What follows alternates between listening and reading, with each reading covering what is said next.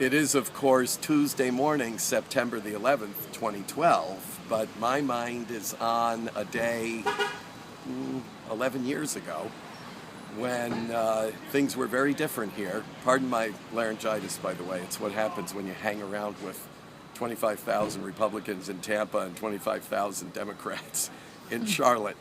You always come home with something. All the politicians had raspy throats, now I have one. But anyway, it's catching. So, pardon the laryngitis, but I'll tell you, my heart is just full of memories here because it was a very big day, as you can imagine. Here's our ministry center on Capitol Hill. We're right across the street from the United States Supreme Court. If we turn the camera, you'll see it behind us.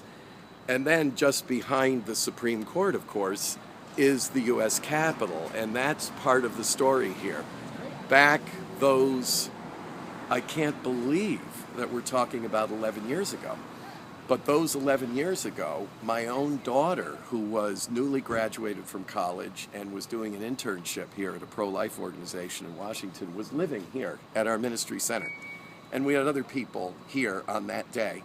And we got word that, of course, there had been the attack, or at that point, a suspected attack on the trade towers in New York, and then a plane had gone into the Pentagon, which is just a few miles away from here. But what was even more disturbing than all of that was the fact that there was rumor there was still a plane in the sky and that it might be headed for the U.S. Capitol. Well, if that plane, a 757, had hit the U.S. Capitol dome, this entire neighborhood would be engulfed in flames. At that time, our ministry offices were separated from our ministry center, where they are today, but they were across the Potomac in Northern Virginia.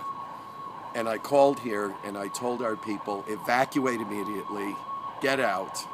How interesting, we're hearing a siren in the background, brings back a lot of memories. Lots of sirens on that day, lots of concern, and of course, once we realized that the threat had passed, there was a lot more to do. Our building was completely, contained by security. You couldn't access anything here for quite some time, so we couldn't even get in to see the condition of our property, and it was a very, very distressing time.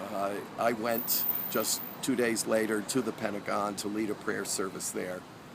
That will leave an indelible memory in my mind. And then on that Friday, it was Tuesday morning, on that Friday I went to New York City, where I served as a volunteer chaplain for the FBI during a rotation at Ground Zero.